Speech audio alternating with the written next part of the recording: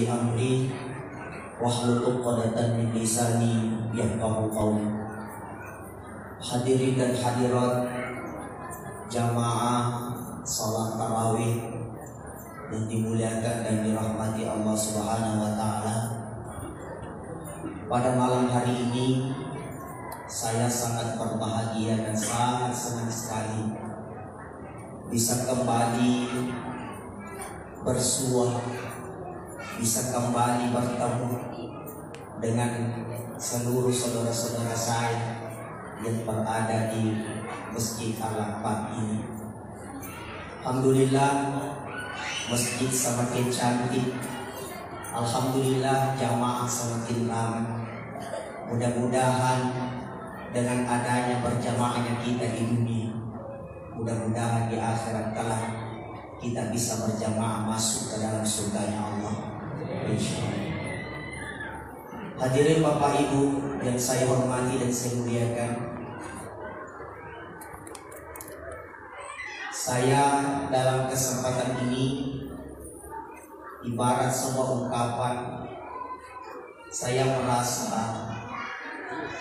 sangat-sangat senang dan sangat bersyukur bisa berkunjung kembali. Insyaallah besok saya bertolak ke Jayapura, lalu besoknya lagi berlanjut ke Merauke. Tadi dari Agas, Kabupaten Asmat. Alhamdulillah, sehingga di sini insyaallah setelah sholat tarawih insyaallah makan kontrol insyaallah. Bapak Ibu yang saya hormati, yang harus kita pahami adalah pasti Bapak Ibu sering lihat orang masuk ke dalam salon. Kalau masalah ibu-ibu persoalan salon tidak usah ditanya. Setiap hari bahkan dia kalau lewat di sebuah salon pasti bercita-cita, insyaallah 1 minggu kemudian saya masuk ke dalam.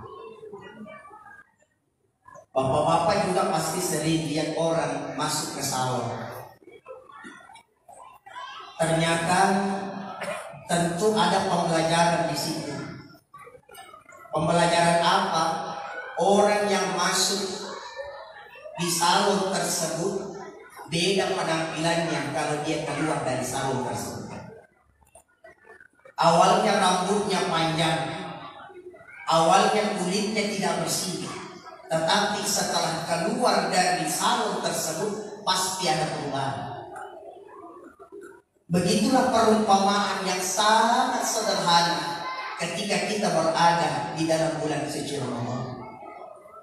Ibarat sebuah salon, kita dipercantik di dalam bulan ini. Kita dibuat supaya rapi, karena alangkah ruginya kalau ada orang masuk ke dalam salon bukannya tambah cantik tapi justru tambah jelek. Kalau ada orang laki-laki yang masuk ke dalam salon bukan justru semakin rapi rambutnya tapi justru semakin jelek, berarti bukannya memperbaiki tapi justru merusak. Itu rugi pada dasarnya. Makanya kalau kita mau bertanya sesuatu yang berkualitas, itu cita-cita masing-masing. HP, kita mau HP yang berkualitas, tentu. Makanan, kita mau makanan yang berkualitas, jelas. Segala hal kita mau yang berkualitas. Kenapa ketika kita berbahasa mengenai fasilitas dunia, kita berkeinginan untuk mencari yang berkualitas? Kenapa persoalan ibadah kita tidak berpikir supaya berkualitas? Kenapa kita tidak berpikir? Padahal ayatnya jelas. In ahsantum li anfusikum wa in asabtum falah. Siapa yang berbuat baik, sebenarnya kebaikan itu kembali kepadamu. Makanya di dalam bulan suci Ramadan ini, di samping kita berpuasa, saya berharap supaya kualitas puasa kita bertambah. Dengan cara apa? Yang pertama, usahakan membaca Al-Quran. Ibu, ibu, sering dibaca Al-Quran di rumah? Alhamdulillah. Surah keempat dalam Al-Quran itu surah apa?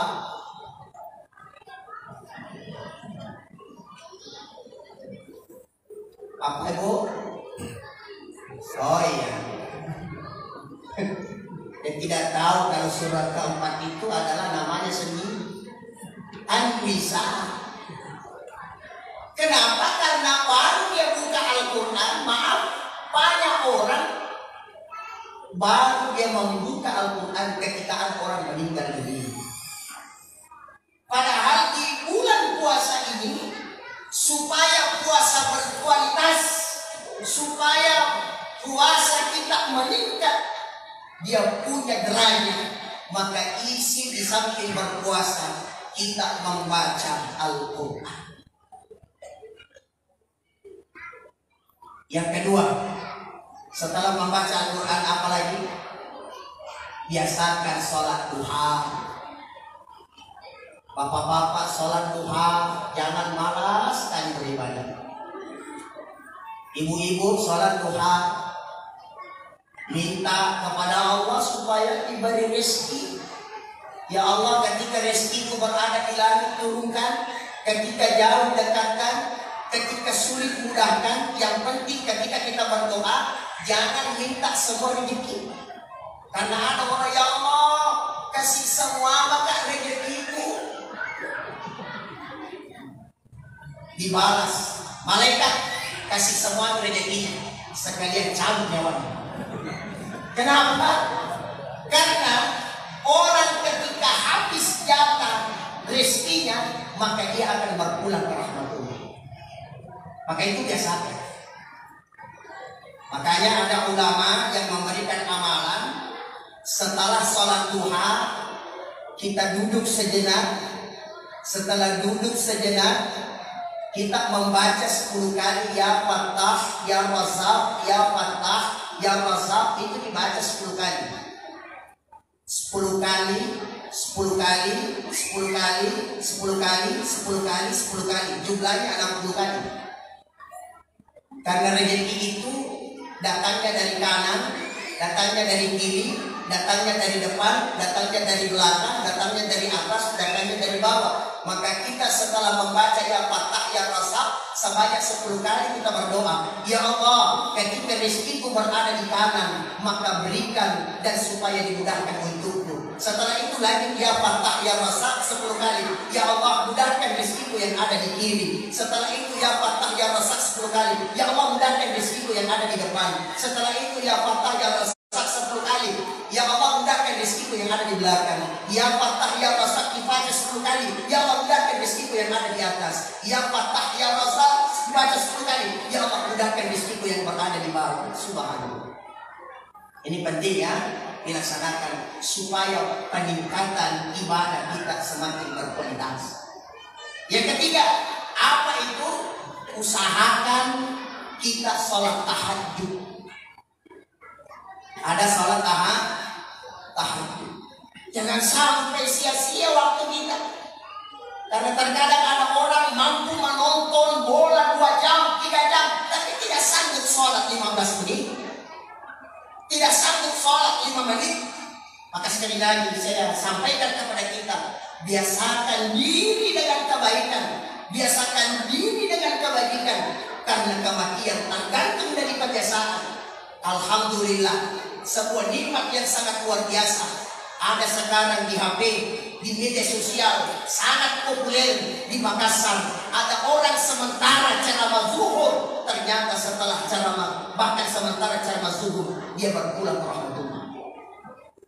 Mudah-mudahan belum ada yang ceramah tahajud. Jangan sampai saya yang kena. Nah itu saya lihat tadi itu ada itu di Makassar katanya.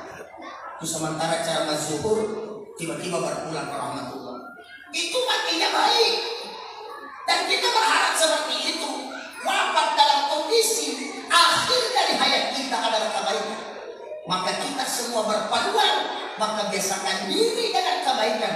Karena kita tidak tahu kapan maut, kapan kematian itu akan menghampiri kita. Jadi sholat tahajud.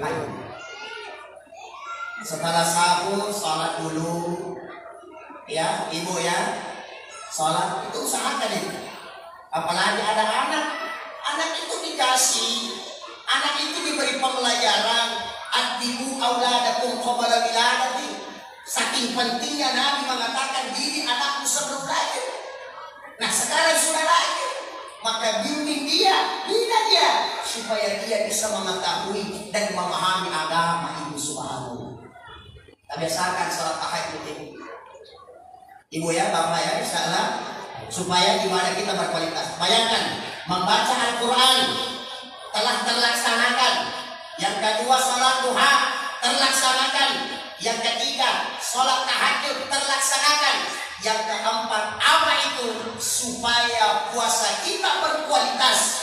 Usahakan dalam sehari itu, usahakan kita kasih orang untuk berbuka puasa, meskipun itu hanya seteguk air minum. Itu biasanya nih. Alangkah baiknya kalau ada orang suka makan ayam kampung, ajak ya. Ayo makan ayam kampung. Sekalian contoh Pak. Nah, ini juga tak pengertian nih. Sudah dipanggil makan ayam kampung, lagi contoh. Maksudnya di sini adalah panggil orang, atau alangkah baiknya sembunyikan. Ketika orang berbuka puasa di masjid, engkau bawa satu kurma, lalu kurma itu dimakan oleh orang yang berpuasa, maka subhanallah pahalanya luar biasa. Itu peningkatannya luar biasa, berkualitasnya luar biasa. Nah, makanya mulai dari sekarang ini penting. Terakhir, apa itu?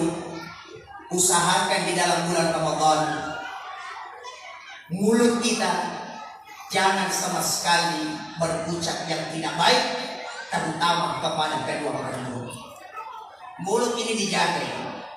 Ada orang pandai mengaji, ada orang pandai berzikir, ada orang makin berbicara agama, tapi terkadang mulutnya tidak bisa ditahan ketika menceritakan kejelekan orang. Tahan. Maka ketika 5 ini kita jaga, insya Allah kualitas ibadah di bulan Ramadan ini menjadi kualitas yang sangat luar biasa. Pertama, apa tadi pertama?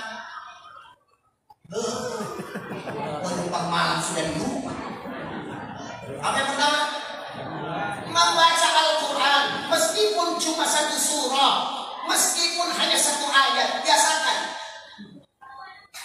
Membaca Al-Quran. Al-Quran itu dzalikal kitabu la raiba fihi hudal lil muttaqin, adalah kitab Al-Quran, itulah yang akan menjadi petunjuk untukmu, lil muttaqin, untuk orang bertakwa. Dan alhamdulillah guru kita akan membahas nanti. Sebenarnya saya agak segan bicara di hadapan beliau karena beliau adalah guru saya. Saya tadi tidak ada persiapan sama sekali, tapi diganti konro ya oke sudah. Selesaikan sudah, penting ada konronya. Tidak bercanda. Ya toh? Nah, lanjut. Setelah itu baca Al-Quran meskipun 1 ayat, meskipun 2 ayat, biasakan. Karena kenapa? Karena yang luar biasa di antara kalian adalah mereka yang mempelajari Al-Quran lalu memberikan pembelajaran kepada orang lain, lalu dia mengamalkannya sebaik-baik sebuah akhlak. Saudara yang berbahagia, pertama, biasakan mengaji. Anak-anak kecil begini Bapak Ibu, dia itu terkadang belum pintar namanya Alhamdulillah, belum pintar Ar-Rahmanir-Rahim, tapi dia hafal. Kenapa? Bisa jadi faktor pendengaran. Ibu memasak di rumah, Bismillahirrahmanirrahim, Alhamdulillahi Rabbil Alamin, Ar-Rahmanirrahim. Anak pasti ikut. Kenapa selalu dengan itu?